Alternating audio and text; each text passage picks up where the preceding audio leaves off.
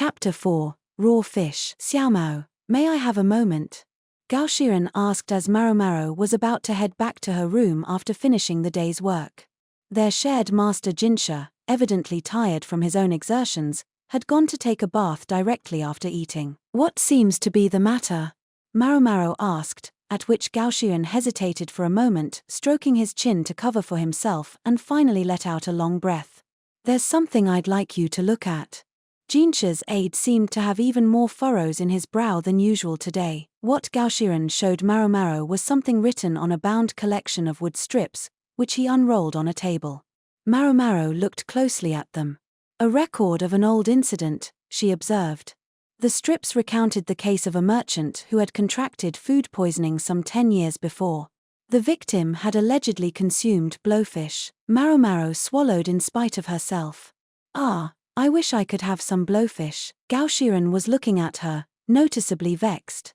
Maomao shook her head and wiped the grin off her face. Next time we have a chance, I'll take you to eat something of the sort, Gao Shiren said, though he added pointedly that blowfish liver would not be served. Maomao was a bit put out by that. Real gourmands know how to enjoy that unique tingle, but nonetheless, there was nothing like the prospect of a good meal to get her invested in a project. She started studying the materials closely. Why are we looking at this, if I may ask? Long ago, my work happened to involve me in the matter of this case. A former colleague of mine brought it up to me again, because a very similar incident occurred recently. Was this former colleague, Maomao wondered, someone from before Gao Shiren had become a eunuch? So he really had been a military official or some such. Very similar? Maomao said. How so? She mentally set aside the question of her companion's history. She was, quite frankly, more interested in this case of poisoning than she was in talk of Gao Shiren's past. A bureaucrat ate a dish of shredded raw blowfish and vegetables, and now he's comatose. Comatose? Maomao didn't like the sound of that. Gao Shiren had never been the type to mince words, and she doubted he had started just now. She took a discreet glance at Gao Shiren's face. He had the same wrinkle in his brow, the same somewhat wrung-out expression as usual, but he also seemed to be studying Maomao in much the way she was studying him. My apologies, Master Gao Shiren, but might I ask for further details? Despite her directness, Gao Shiren didn't flinch, but only nodded slowly, his hands still resting in his sleeves. Yes, of course. I'm quite happy to tell you, Xiaomao. I'm confident you know where you stand. She wasn't sure that was a compliment. The meaning was clear enough. Keep your mouth shut. Besides, he went on, could I really leave the story off there? What a tease. He knew perfectly well that Maomao's curiosity would be fired by now. Please, by all means, continue, Maomao said, frowning at how amused Gao Shiren seemed by his own sudden importance to her. Gao Shiren pointed at the strips of wood and said, in the current case, the dish included blowfish skin and meat, almost raw, just given a quick scalding. The victim consumed the dish and fell into a coma. Meat? You mean, not the internal organs? That's right. Blowfish poison couldn't be removed by heating it, but the poison was concentrated in the fish's organs, principally the liver, and the flesh proper was substantially less dangerous. Maomao would have guessed that any case of coma on account of blowfish poison would almost have to have involved consumption of the liver. Could that much toxin really have built up in the flesh? She wondered. Depending on the exact variety of fish and the environment in which it was raised, the meat could, on occasion, be poisonous. She didn't have enough evidence to be certain one way or the other, so she couldn't rule out the possibility. When Maomao had eaten blowfish, it had always been the less poisonous meat. Well, almost always every once in a while she got it into her head to put a bit of liver in her mouth, but it was a dangerous game. She well remembered the madam forcing her to drink water until her stomach practically turned inside out. To be honest, I'm not hearing anything unusual so far, Maomao said. Well, there's one detail I haven't mentioned, Gao Shiren said, shaking his head slowly and scratching the back of his neck as if embarrassed. The chefs involved in preparing the dishes insist they didn't use blowfish. Not on this occasion, and not in the incident 10 years ago. Gao Shiren was frowning openly now, but Maomao simply ran her tongue along her lips. This was getting more interesting by the minute. There were several points of similarity between the two cases. For one thing, Both the bureaucrat of the present case and the merchant of the older one had been epicures with a taste for unusual food. On these occasions, they'd been consuming dishes of shredded raw fish and vegetables in which the meat had been gently scalded by dipping it briefly into boiling water, but they had each been accustomed to eating fish completely raw as well. The fresh taste of raw fish could be wonderful, but the uncooked meat all too often hosted parasites. Most people didn't much like it, and in some areas eating raw fish was outright forbidden. Adventurous eaters like the victims in question would have been accustomed to consuming blowfish. And although they would all deny it publicly, some such people on occasion deliberately had a little bit of toxin left in their fish, in order to enjoy the tingling sensation it produced. And people would judge them for it. Philistines, Maomao thought. She was of the opinion that people ought to be more or less tolerant of the preferences of others, at least when it came to food. Neither of the chefs who had prepared the tainted food would admit to any wrongdoing. Both were adamant that they hadn't used blowfish in the preparation of their dishes. And yet, the men who had eaten said dishes had nonetheless succumbed to food poisoning. Blowfish innards and skin had been discovered in the kitchen waste and submitted as evidence, but the fact that the internal organs were complete and accounted for was understood to show that no part of them had in fact been consumed. They actually took this investigation really seriously, Maomao thought, finding herself oddly impressed. She knew there were far too many officials in the world who were happy to settle for pinning the crime on someone via circumstantial or, if necessary, doctored evidence. Both chefs asserted that they had used blowfish in their cooking the day before the respective incidents, but not the day of. With the season as cold as it was now, it wasn't surprising that the trash might not be taken out for several days at a time, unlike, say, in summer, when it might have been disposed of more regularly. The dish in question had been prepared with a different fish, the remains of which were also discovered in the trash. So this obviously isn't a setup by some official, Maomao mused, but that doesn't necessarily mean the cooks are telling the truth. Unfortunately, there were no eyewitnesses to the meals in question. Afraid of angering his wife with his outre culinary choices, the administrator frequently took his meals alone. The cook had brought in the dish, but the official's servant only saw him eat at a distance and couldn't identify exactly what fish had been used in the meal. Moreover, the victim had succumbed only after he was well finished eating, the best part of half an hour after the meal was over. A servant bringing tea discovered the man twitching and barely breathing, his lips blue. The symptoms are certainly in line with blowfish poisoning, Maomao thought. The information Gaoxian had given her, though, simply wasn't enough. She decided to give up trying to think the problem through for a while, until she could get more details from the eunuch. She was just mumbling to herself, what in the world could have happened, when an irreproachably handsome visage appeared beside her. Maomao felt the muscles of her face tauten reflexively. If you'll excuse me, perhaps you could not pull faces at yours truly. It wounds me. Jinshi's hair was still wet. Suiren was trying to wipe it with a towel, exclaiming, "Oh, goodness," as it dripped everywhere. Maomao forced herself to resume a normal expression. It seemed she had been all but vibrating with distress. "You were certainly hanging on every word Gaoxian said," Jinshi remarked. He didn't sound amused. "I was only as engaged as anyone when a speaker has something interesting to say." Jinshi looked scandalized. "Now, just a moment. When I talk, you never..." He couldn't even bring himself to finish the sentence, but for the moment, Maomao didn't care. "It's gotten late," she said. "If you won't be needing me, sir, I'll be going back." She nodded politely to Suiren, still mopping at Jinshi's hair, and pattered out of the room. Jinshi seemed to be trying to say something else, but Suiren snapped, "Don't move," and Maomao heard nothing more from him. She was somewhat exasperated with herself, acting so helplessly fascinated by the matter of a person's death. She wondered what her father would think of her as she headed back to her room. The next day, Gaoxian brought her a cookbook. These are copies of recipes the chef commonly prepared.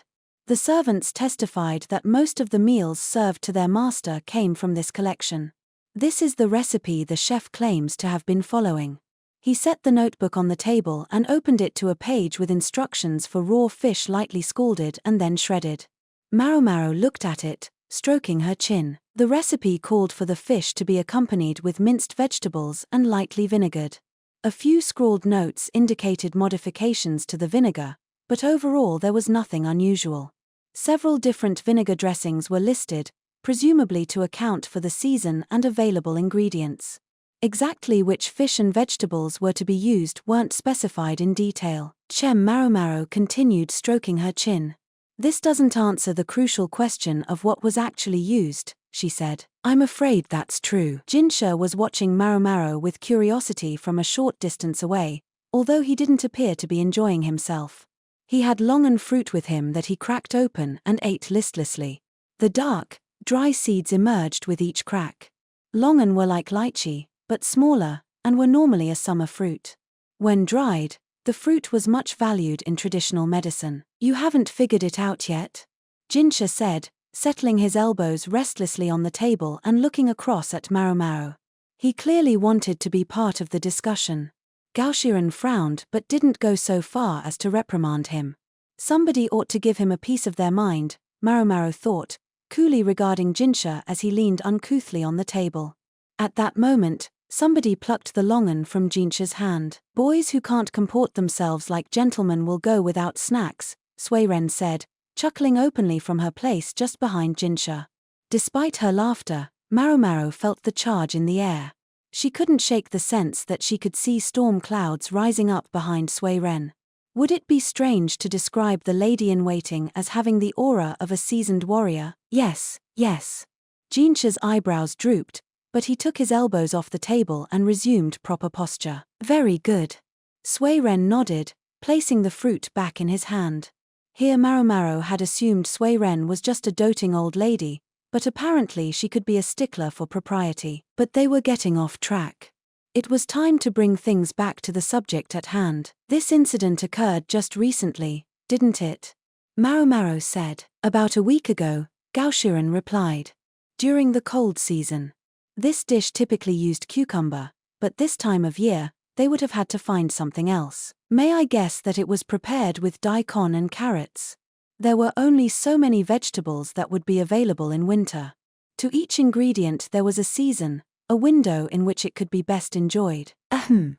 The chef said he used seaweed, Gao Shiren said. Said Maomao, her mouth opening in an expression of surprise. Did you say seaweed? Yes, seaweed, Gao Shiren replied. Seaweed was a common ingredient in traditional medicine as well. And yes, it would make some sense appearing in this particular dish. But a gourmand like that wouldn't want just any seaweed. He would want something different. Special. Maomao felt the corners of her mouth turn up. She suspected her front teeth were showing. Jinshi and the others looked at her with their own mouths agape. Maomao, still grinning, turned to Gao Shiren. Perhaps I could inspect the kitchen of the house in question. If that's possible. She wasn't sure he would go along with the idea, but it couldn't hurt to try. Gao Shiren acted swiftly, and the very next day, Maomao had everything she needed to get into the kitchen where the trouble had started. She was given to understand that obtaining permission had been a simple matter, as the official inquest was already complete. The estate was situated in the northwest of the capital. The northern quadrant of the city was occupied primarily by high-ranking officials, and the area was packed with gorgeous houses. When they arrived at the particular mansion they wanted, the victim's wife, allegedly wasting away with the stress, was asleep, so a manservant showed them through the house. The wife had already given her approval, they were told. A manservant, Maomao mused as they entered the kitchen. Gao Shiren had arranged another official to accompany Maomao, but he spent most of his time looking at her doubtfully. He clearly didn't relish this assignment, but Gao Shiren had told him to do it, and evidently he would obey, so there was no problem as far as it went. Maomao wasn't there to make friends with him, so it was all the same to her. The man was with the military, but young. His body lacked the bulk of a long-serving soldier, but his movements were brusque and efficient. Under his furrowed brow was a face that was manly despite its remaining traces of youth. He looked oddly familiar, Maomao thought. She was just about to trot into the kitchen when a man came running up to her in high dudgeon. What do you think you're doing? You can't just wander around this house. Get out of here. Who let this riffraff in? He caught the manservant by the collar. Maomao was fixing him with a glare when the young man accompanying her stepped forward. The mistress of the household gave us her blessing. And this is official business. Maomao applauded the calm but firm tone he took with the overheated newcomer. Is this true? The man relaxed his grip on the servant's neck. Through a coughing fit, the manservant managed to confirm that it was. Now, may we proceed? Or is there some reason we shouldn't? The young official asked, at which the man made a sound of disgust and spat. Far. What do I care? The manservant later explained to them apologetically that the younger brother of the comatose official was overseeing his estate in lieu of the man's indisposed wife. He was the one who had accosted them. So that's what's going on, Maomao thought, but recognizing that it would be improper to insert herself into someone else's family affairs, she left it at that. Instead, she looked around the kitchen.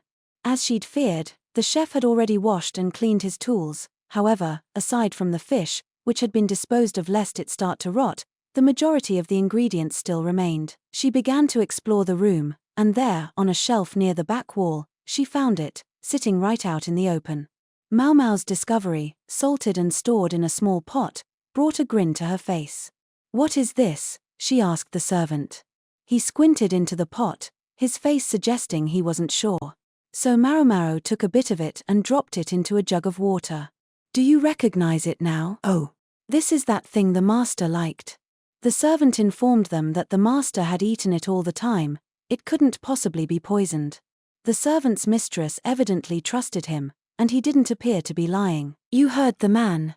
Hurry up and go home, the younger brother snapped. He'd been watching Maomao at work for some time now. In particular, he seemed to be fixated on the jar she was investigating. Yes, of course, Maomao said, putting the jar back where she'd found it and grabbing a handful of the contents as she did so, secreting it in her sleeve. Our apologies for disturbing you. She left the kitchen, but she could feel the man's eyes boring into her from behind. Why did you just run away like that? You hardly even objected, the young military man said to Maomao as they rode home in their carriage. She was surprised he was willing to initiate the conversation. Oh, I hardly think I ran away. Maomao produced the bit of salted seaweed from her sleeve and placed it delicately in a handkerchief. It had left her sleeve disgustingly salty, but the young man would probably get upset if she tried to shake it out right there. This is strange, she said instead. It's a little too early in the year to harvest this particular kind of seaweed. But I don't think a salt-cured piece from last year would have lasted this long. No, this ingredient was well outside its season. That leads me to think it wasn't harvested around here, Maomao went on. That maybe it was obtained from the south somewhere, through trade, for example. You wouldn't happen to know where such a thing might come from, would you? The young man's eyes widened. He seemed to understand what she was asking of him. That just left Maomao's own task to attend to. The next day, at her request, Gao Shiren arranged a kitchen for her to use. It was in one of the bureaucratic offices of the outer court, and included accommodations for someone to stay overnight. Maomao had prepared everything the night before. Now, she started to cook. Well, cook might be a strong word. She was only steeping the seaweed in some water to get the salt off. It was a simple enough process, but things being what they were, she'd figured it would be better not to use the kitchen in Jinshi's building, hence why she'd asked for a different one. 2 plates sat in front of her, bearing her preparation. She'd divided her pilfered seaweed into 2 portions and soaked them in water. By now they were a rich, deep green. Also before her were Gao Shiren and the official who had consulted him about this case, along with the young soldier from the day before, and, for some reason, Jinshi. Maomao thought Sui Ren was likely to rake him over the coals again for being a rubberneck. I discovered you were right, the soldier said. The seaweed had been imported from the south. I tried asking the manservant we met about it. He says that indeed, that seaweed was never eaten in winter. I inquired with the other servants as well, but the answers were all about the same. The stranger in the room, the man who had consulted Gao Shiren about the incident, shook his head.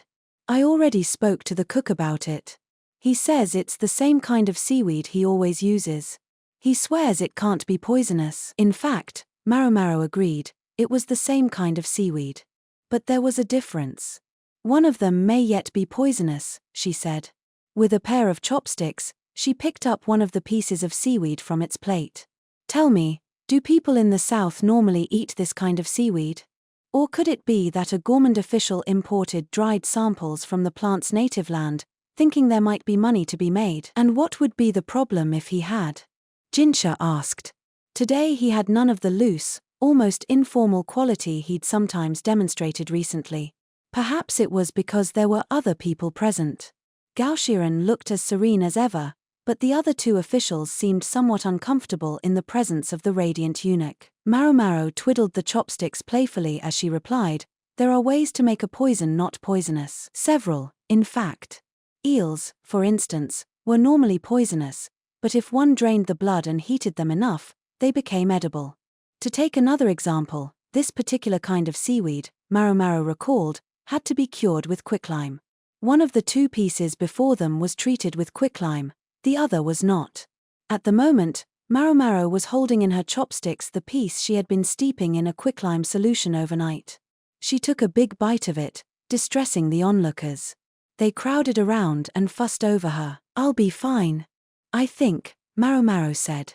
In truth, she only knew the theory. She wasn't actually sure if a single night steeping would be enough to neutralize the poison. This was another important test for her. "You think?" Jinshi demanded. "Oh, calm down. I have an emetic right here." She showed them the pouch of herbal medicine hanging around her neck. "Aren't we a little overconfident?" Jinshi snapped. A moment later, Gao Shiren had Maomao in a bear hug from behind while his master forced the medicine down her throat. Thus she ended her demonstration by vomiting in front of 4 important men. Lovely. What a thing to do to a young woman who had yet even to be married. Worse, the emetic induced vomiting through its awful flavor, so it was a poor chaser for the seaweed. And here I was trying to prove that seaweed was safe, Maomao thought. She wiped away the stomach juices, composed herself, and then said, "Here's the question as I see it. Who suggested the idea to the tradesman to import this salted seaweed?" The merchant had gone to a foreign land, one where there was no custom of consuming this plant, simply in order to obtain it. Presumably he was at least aware of the potential danger. The man who fell into a coma from it could be said to have reaped what he sowed. But what if something else was going on? What if the possibility of poison had been well accounted for? Here I go, speculating again. There had been a similar case 10 years before. What if it had given someone a hint, inspiration? Maomao had no way of saying whether the two were really connected. But as far as the current case, she trusted her intuition. Everyone here in this room with her was intelligent. She doubted she needed to say anything more, and she didn't intend to.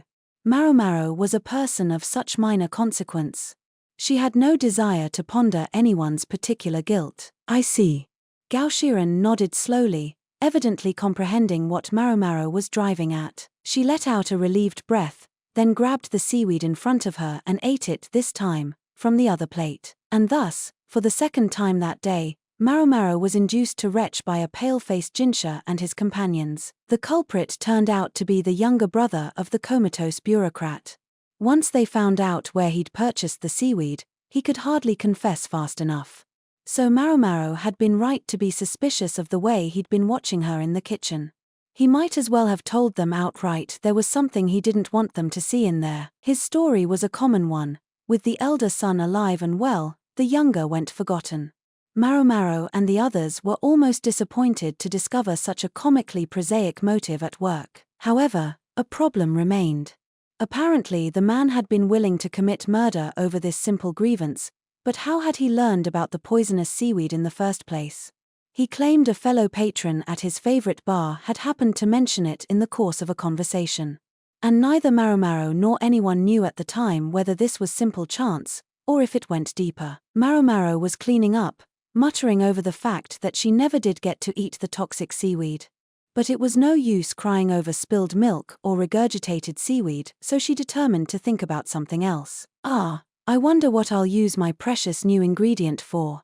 The bizarre herb sprouting from a bug danced in her head. Just as it threatened to take over her every thought, she shook her head. She had to stay focused. She was on the job. But she couldn't keep herself from grinning at the thought of that disgusting dried insect with the greyish mushroom popping out of it. She was overjoyed just thinking about the possibilities. Maybe she would make a medicinal wine out of it, or turn it into pills. The overweening happiness caused her to her chagrin, to greet the master of the room with a giant smile on her face. The moment she registered Jinshi and the shocked look he was giving her, Maomao dropped her eyes to the ground. "I'll bet that wasn't very appealing." Slowly, uncomfortably, she looked up, to discover Jinshi was suddenly beating his head against a pillar. It made a clacking sound like a woodpecker. The noise brought Gaoshuren and Suiren running. Gaoshuren seemed to be fixing Maomao with a glare. "It wasn't my fault." Maomao protested wordlessly. "Your master is wrong in the head." Silently she was pouting, but all she actually said to them was, "Welcome back." She could at least act polite. Jinshi had been spending especially long days at work of late. He claimed it was because there were so many things that needed taking care of. In which case, perhaps he should have been working the other day rather than standing around gawping at Maomao's experiment. Jinshi's assessment of the person he'd recently had to entertain to get his work done was less than flattering. "You could say we don't get along. Or at the very least, that there's a stark difference of opinion." Now he sighed as he accepted some fruit wine from Suiren. Everyone in the room had a well-developed tolerance for Jinshi, so it didn't affect them, but if some girl had happened to see him like this, she might have fainted on the spot. A most troublesome eunuch indeed, so there was someone out there who could successfully have a different opinion from Jinshi.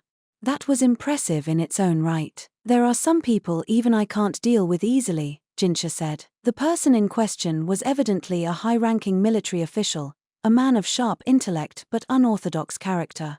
He would nitpick, bring visitors to people's offices, barge in, challenge them to a game of shogi, distract them with simple banter, and otherwise prevent paperwork from getting stamped for as long as possible. And on this occasion, Jinshi was his target.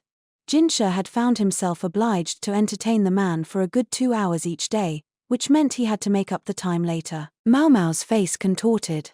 What old hermit would waste his time like that? Old hermit.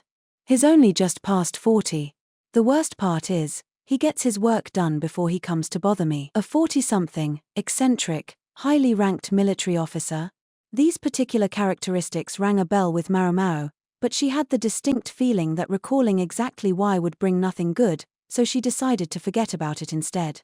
Unfortunately, forgetting wasn't likely to make her bad feeling any less accurate. "I believe the matter you were concerned with has already been approved," Jinshi said, bringing his nymph-like smile to bear on his uninvited guest. It took a genuine effort not to scowl. "Hell, sure it has, but flower viewing is just so hard in the winter. Thought this would be the next best thing." Jinshi was confronted by a middle-aged man with an unshaven face and a monocle. A loiterer if ever there was one. He wore a military uniform, but his build was more that of a civil official, and his squinted, fox-like eyes carried equal parts intelligence and madness. The man's name was Laken, and he was a military commander. In some other era, he might have been considered a sleeping dragon, a great military mind waiting to be discovered, but in this day and age he was just another oddball. He came from a good family background, but was still unmarried at more than 40 years old. He had adopted a nephew of his to oversee his household. Laken was interested in 3 things: go, shogi, and gossip. He would engage anybody in one of these, even if they weren't interested. As for why he had made himself such a nuisance to Jinshi recently, it was because Jinshi had taken on as a maid a young woman with a connection to the Verdigris house. The situation was simply what it was, yet it couldn't look good to society at large to take a girl from a brothel.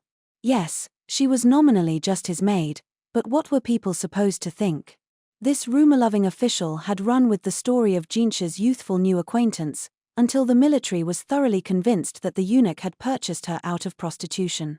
And it was hard to say they were wrong, exactly. Jinshi let the old fart's jabbering, "Where did he get all these stories?" go in one ear and out the other as he stamped away at the papers Gaoshuren had brought him, until the moment Laken said something rather unexpected. "I used to have a friend at the Verdigris house myself, you know. Someone I was very close to." Jinshi had never known him to show any interest in things carnal. "A courtesan?